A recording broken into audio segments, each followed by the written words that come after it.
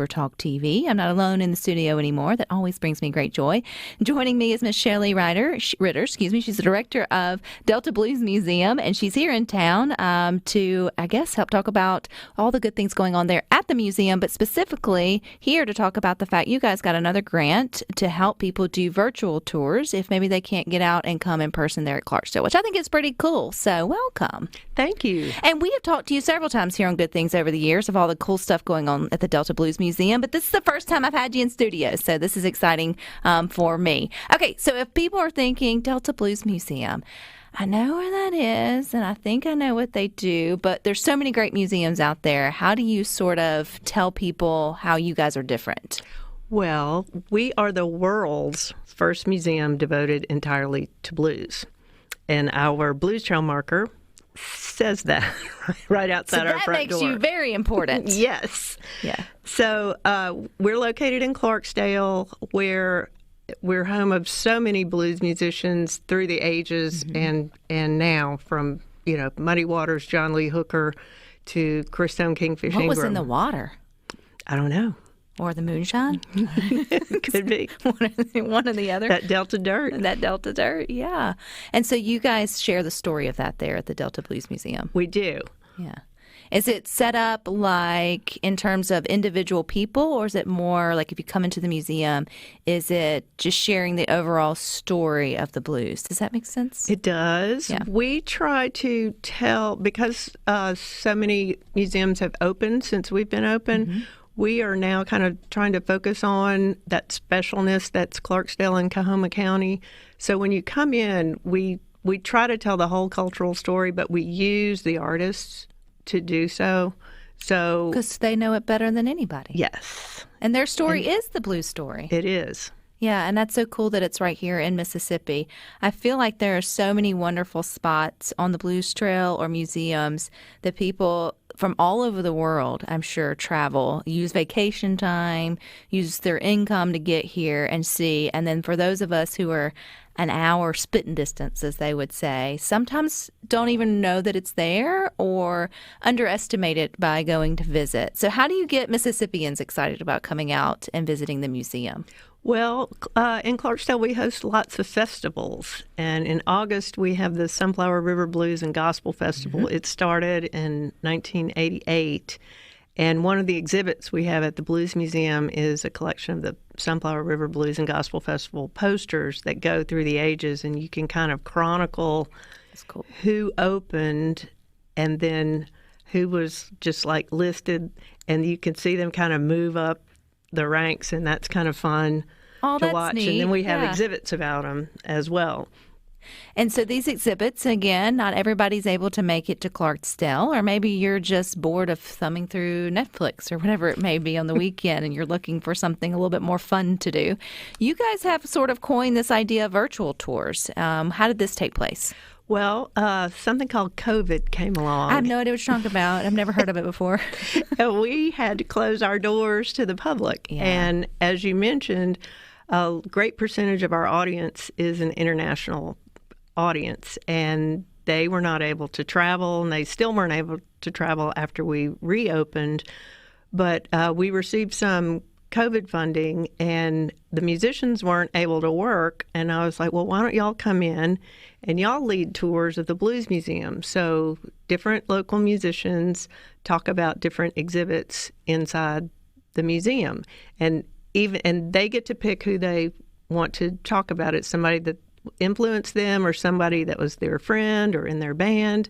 And even if they pick the same person multiple times, like Josh Razorblade Stewart has been picked a lot, and Mr. Johnny Billington have been picked a lot.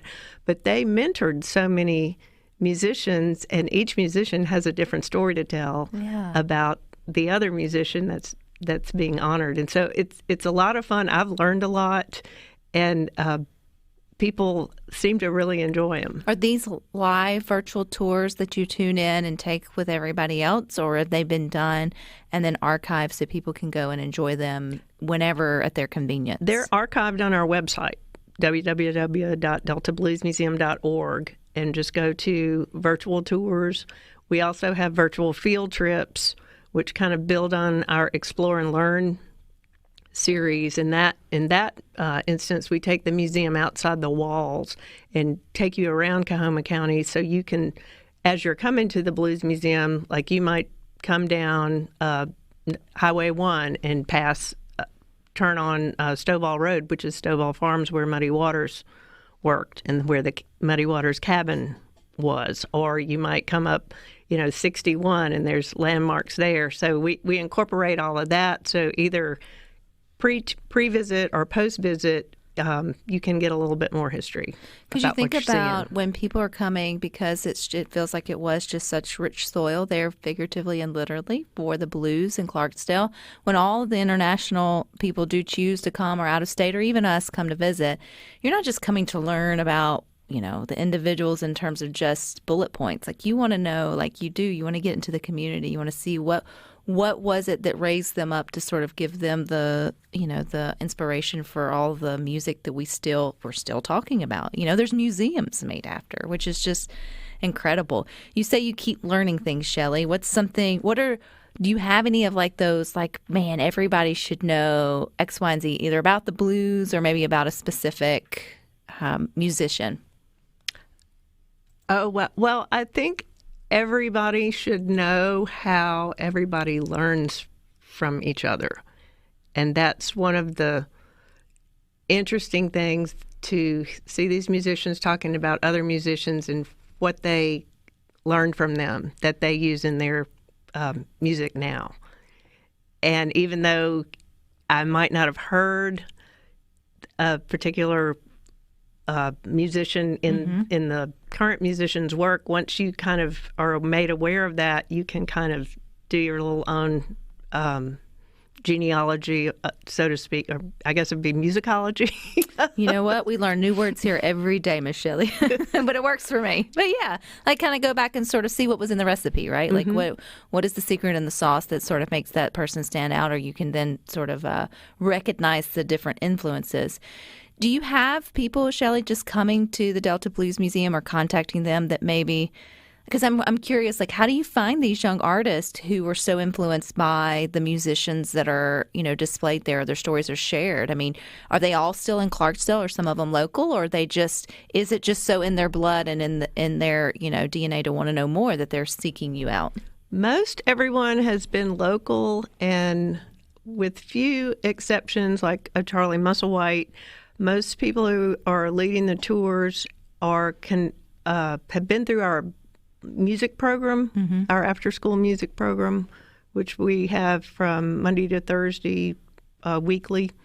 And so, like Lee Williams, Anthony Sherrard, Christone Kingfish Ingram, they've all come through our program, so they knew some of the other people. Super Chicken, who's a local musician, he worked at the museum and when we were housed in the library, and he helped teach. So he's connected to the program. And Charlie Musselwhite moved to Clarksdale recently, and so he's always been connected to the Blues Museum, but he's connected to Clarksdale as well. Which goes to show all of the extracurriculars and into the community work that our museums do just really matter, right? And we should take advantage of them. We should know what's going on at our local museums, because there's museums all over the state that have these education programs for children. You never know what inspiration may come from getting a kid into one of the after school or sort of summer programs coming up. Where can people go, Shelly, to get the tours, but then stay up to date, all the festivals, all the things that you guys have going on there at the Delta Blues Museum? Our website, deltabluesmuseum.org, has all the virtual tours and virtual field trips. And I need to say that the grant is from the Mississippi Delta National Heritage Area, and they have supported us through this for a number of years, and we owe them a debt of gratitude for their support. Which means we should go out and support the work that's being done with it, right? Like by going and enjoying it and watching it. How long are the tours? How long do they last? About roughly 5 minutes, 5 to 8 minutes per musician. That's snack size. So, we try to keep them brief to hold your interest, but you can delve into it like just looking at who all talked about Mr. Johnny Billington, or you can just go with the artist who's giving the tours and look at their favorite things. So we tried to shuffle them around to please everybody. And if you're in Clarksdale, you should get out and go see the Delta Blues Museum in living color. Yes. Anytime from 10 to 5, Monday through Saturday. All righty, or get out to one of the great festivals. Shelly, you'll have to come back and see us. I'd love to, Rebecca. Thank you. All righty, you guys stick with this. We got more for you.